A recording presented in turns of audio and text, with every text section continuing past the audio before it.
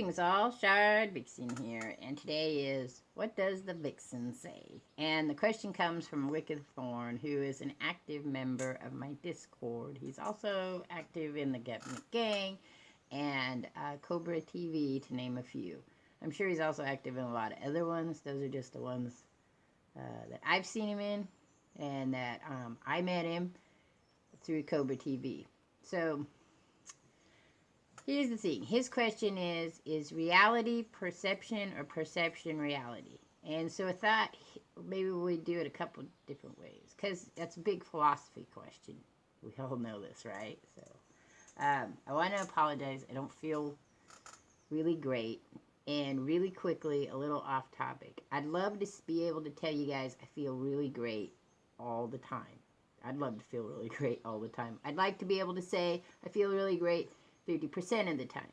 The problem with the fibromyalgia and the shoulder, which compounds everything, is that it's one or the other, and sometimes it's both. But rarely is it none of them. I'm always in pain. I always have shoulder pain, and the fibromyalgia kind of floats through and back and forth. And then on top of it, you have the depression and the anxiety, which come and go as, as I'm feeling. I think I've lost weight in my face because my eye holes are not working as well as they used to. So, I know I said I'm going to make a new mask. I am.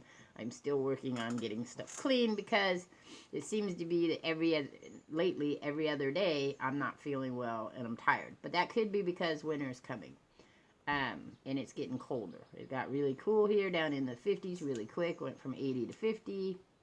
Problematic. I wanted to show you something. I made this. This is a honeycomb shawl. The honeycombs are not supposed to be quite as big as they are on here. I made them that way purposely. This shawl's really long. It's like a little mini blanket. So, not really as tight, so it's not really overly warm, but it still keeps me kind of cozy when I'm not feeling well. It's over, I don't know, I think I made it for my daughter's 8th grade graduation. It went with a blue dress. It was really pretty when I wore dresses, which I can still wear dresses, I just don't. So, I'm not being a negative person all the time. It's just that the reality of my situation, my perception of my reality, is that I am probably in pain every single day, at least for my shoulder, and then other problems. And today I just feel like I have a cold, which means it's fibromyalgia. It's not a really bad attack, but I'm very fatigued, and so I'm not doing a whole lot of anything, so this may take a while to get out. Anyway, perception. So, for some people, perception is a learned thing. I'm in that aspect because I know that perception is not just one thing. It's not just what you see, because otherwise that would mean there's no reality for people who are blind or have sight visions. It's not just what you touch, again, because there's people who have problems that are paralyzed and can't feel things, from a certain level, or have nerve damage, and they still have reality. It's not just one sense. It's all the senses that you have, so it could be a combination of whatever you have for your senses. It is in our head, though, I think, without sounding like that sounds really bad. So it's not like it's in your head like you're crazy. It's just that it's programmed into our head. So our perception changes. The problem is it starts from when we're in the womb. So when we're in the womb, we have senses of reality that are different than when we come out of the womb because we have different senses. And as we grow, the same thing. And then you compound that with experience. And so experience also rounds out your reality. Any bird sounds you hear, it's my son's laptop. He's playing, I think, Stardew Valley. I'm not going to say that for sure, but he's got little birdies going on every few minutes because the game's in rest. So, so if you think about this, and there's no way to test it. That's why this is like a philosophy question, because you can't really test it. You can't. At the point of any person's time in their life, their perception of their reality has already been set. And then it just keeps adding on. It's like layers of cake. It just, you have this perception, and then you add this perception, you add this perception, you add this perception. Now, it can change with circumstances outside, but still, there's some base things. So, and it's usually based on the 60% average of a group. So, if you take a group of people who were colorblind, their perception of color is going to be way off the chart to the perception of everyone else's color. But that doesn't change the reality of the fact that they're told that trees have green leaves or brown bark, or the stoplight is green. My grandfather was one of the rare sorts that only saw the world in black and white and shades of gray. So he had to learn that go was on the bottom or on the right, depending on whether you had up and down or left or right light, and that trees were these certain colors, and he didn't see any color. So everything that his perception of reality was all in those black, whites, and grays. They lacked color. And then I also knew another friend who had no taste. So tasting and smelling were different than they were to other people. And then if you have something wrong with your brain, like a disorder or a mental health issue or a hormonal issue, though most mental health issues that are biological are hormone based, because our whole body is based in hormones. Our hormones tell our cells to grow, our hormones tell our hair to grow. That's whether we're going to be male or female and all that stuff. So it's all about hormones. And when I say whether we're male or female, not what we feel like inside, what our perception is about it, but how our body is governed towards one sex or another. Not our gender, because gender is different than sex. Gender is a perceptional thing, while sex is more of a physical thing. So, is perception reality, or is reality perception? And that's kind of a tricky play on words, right? So what we're saying is reality equals perception. So the reality exists whether we exist in it or not, or perception equals reality. We perceive reality, therefore it exists. That's the question. So I myself believe that we perceive, thus reality exists. All right, so the birds are quiet now. So we do know that our perception of reality can be altered in all kinds of ways. You can be altered by drugs. It can be altered by sickness. It can be altered by chemicals in your brain, in your body. It can be altered by the people around you. So your reality is dictated to a part by your perception of it. The problem is that translation of that perception is based on information coming in. So if you're a child who got abandoned in the woods and you're raised by animals, your perception is going to be based on that. If you are a child who is abused every single day of your life and told you're worthless and beat and treated like a slave, that is your perception. And no matter what anybody tells you about your perception of your reality, it isn't going to change until you get information in that's going to change it. So that's why I believe it's perception equals reality.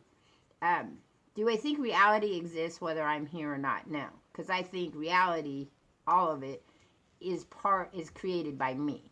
But that goes back to my spiritual belief as well. And perception and reality is based on faith. There is a certain amount of lack of or lots of that creates and shapes your reality.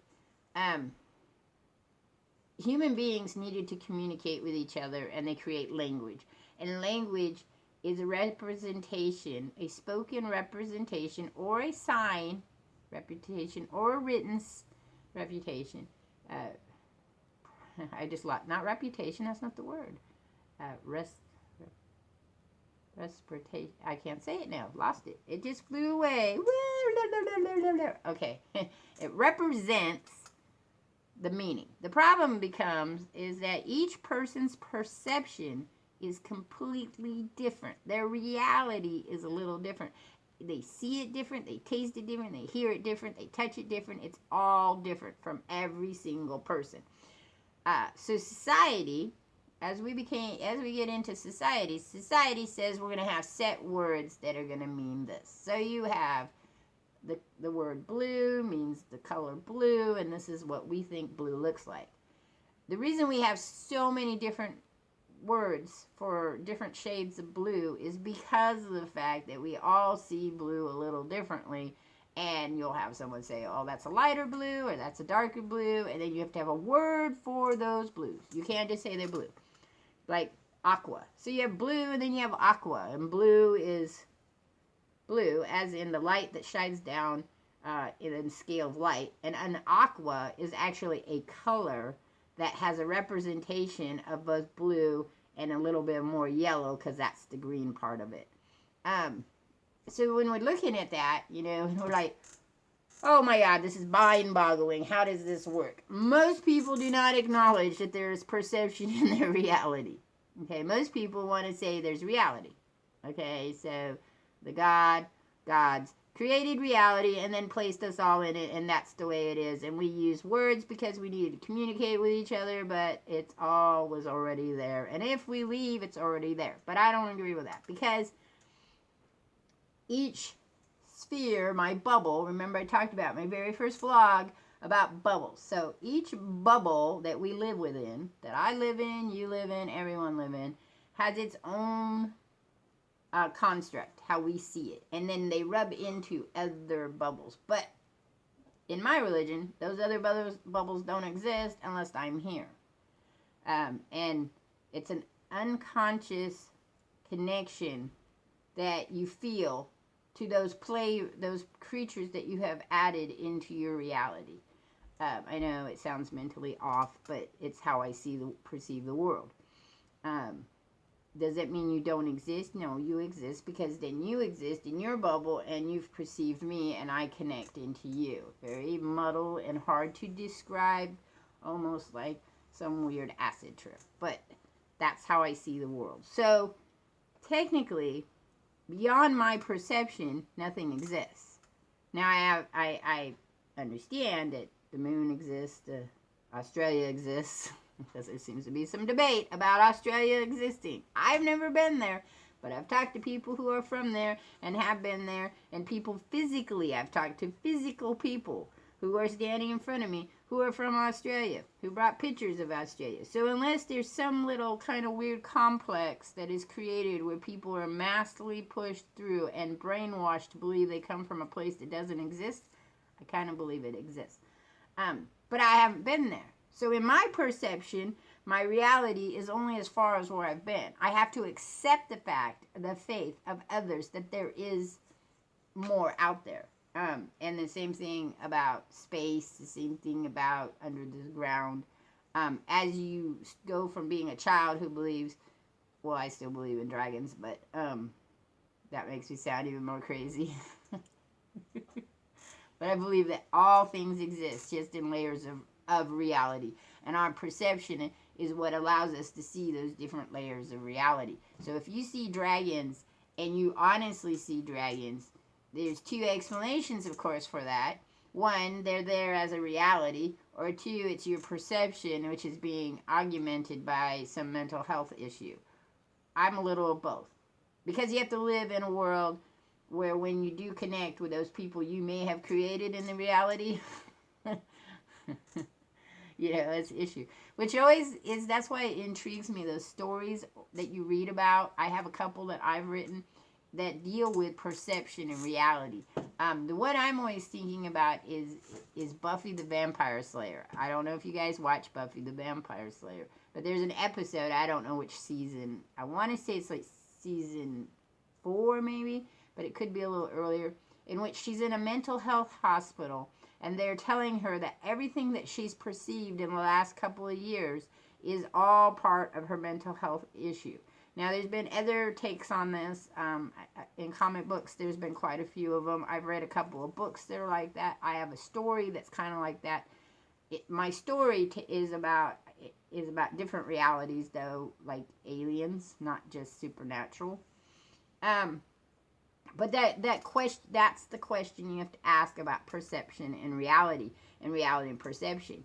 If someone came to you and said, "I'm sorry, sir, or ma'am, or whomever, you are crazy and everything that you perceive is not really happening," and they put you in a mental health ward, the question then becomes, is that your reality or is that a perception?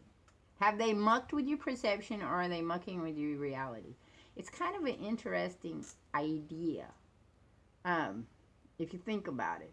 Because that's the idea of, like, the belief out there that the faith, the religion, that we are all constructs in a digital reality.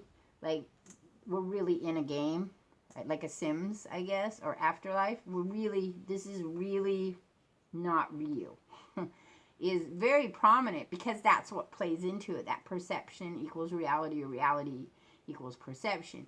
And you have to decide where it is in that aspect. But so, it's the same with all religions. I mean, if you believe in a god or gods, and you believe in angels and demons, or not, or you don't believe in a god, and you just think that you go from, you're born and you die, and that's the end of it. That's, your little placement in the cosmos. Those all take a perception and an exception of reality. Now, I know people argue with me that believing in gods and angels and dragons and fairies and stuff like that does not equate to reality. I believe in miracles. I've seen miracles happen. I live miracles quite frequently in my life with my gods. They do very miraculous things for me. But another person looking in my life would say, oh, but that's just, that's the way things happen. I don't know that that's the way things happen. I mean, there's a scientific reason behind most things. It's just that we don't know the scientific reason. We don't know how to explain it. There's a lot of things that happen in the world I can't explain. I know the scientific part of it, but I can't explain it. My shoulder is bothering me, and I'm using my right hand. Sorry. So, an example of that is how marvelous creating a baby is. And any baby. It doesn't have to be human.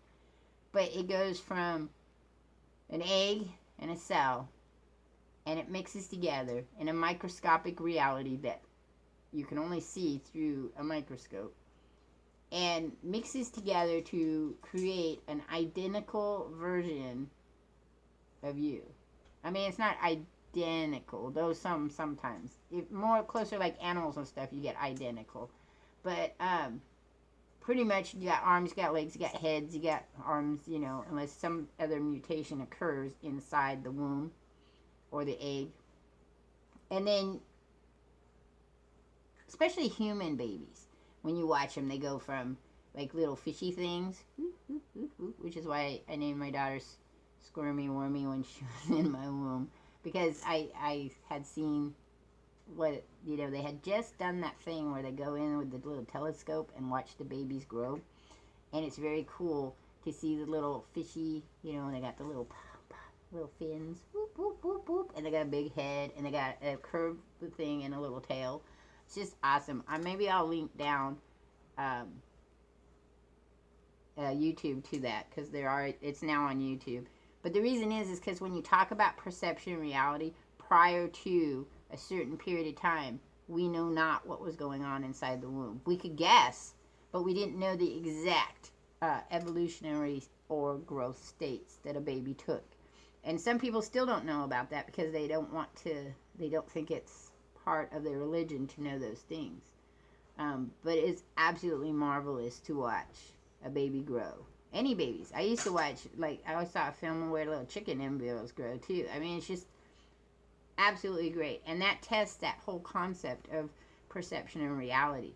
Because as we create ways of looking at our reality, our perception also keeps going bigger. So is there an answer to this question? Well, of course not. It's a philosophy question. Maybe someday we'll have it. Maybe we'll know all the answers in the world. Oh, what a boring life that would be. Because that's what makes human beings. That's what has caused us to move forward constantly, is the answer to the things we don't know. And there are trillions, well, not trillions, I don't. The world population's what, billion? So there are probably millions of people out there who still don't know answers to quite a few things. All right, so that's it. I was worried that this was going to be short. But now it's long. I probably could talk forever about things like that. We could talk about it. You could argue. It's easier if somebody was talking to me, you know, so I have to think it in my head like I have somebody going, but what about this? What about that? Anyway, so it is a go. I'm going to tell you right now. Around the second week of December, I'm not sure because we're supposed to go down south to visit family for Christmas, for the holidays. Let's just say that. Holidays. But there's going to be a live vlog for celebration for my 100th vlog, and my daughter is going to be present, and you guys will be able to ask her questions. Now, if you think it's going to be a Tuesday, probably a Tuesday afternoon before the baby comes home, so if you don't think you're going to be able to make it, you should start asking me questions now and put it in my Discord or under one of my videos. And under my Discord, it will be in What Does the Vixen Say? There's an actual channel, and you guys can just start popping questions in there. Also, you can start popping new questions in, too, also for this What Does the Vixen Say? All right, but be sure to let me know that it's not for the series, per se, but for the 100th vlog. Right? You want to ask my daughter this question. And my daughter is 27, so if you need to know that. And you can ask her anything about me. If you want, you can ask her questions about herself. I don't know if she'll answer about herself, but she will definitely answer questions about me. If we don't think the question is appropriate, we will tell you, but we're not that. Usually, most questions are okay, unless you're asking, you know, I don't know. I can't think of a question that wouldn't be appropriate at this point in time. Maybe where my home address is, because I don't want people visiting me.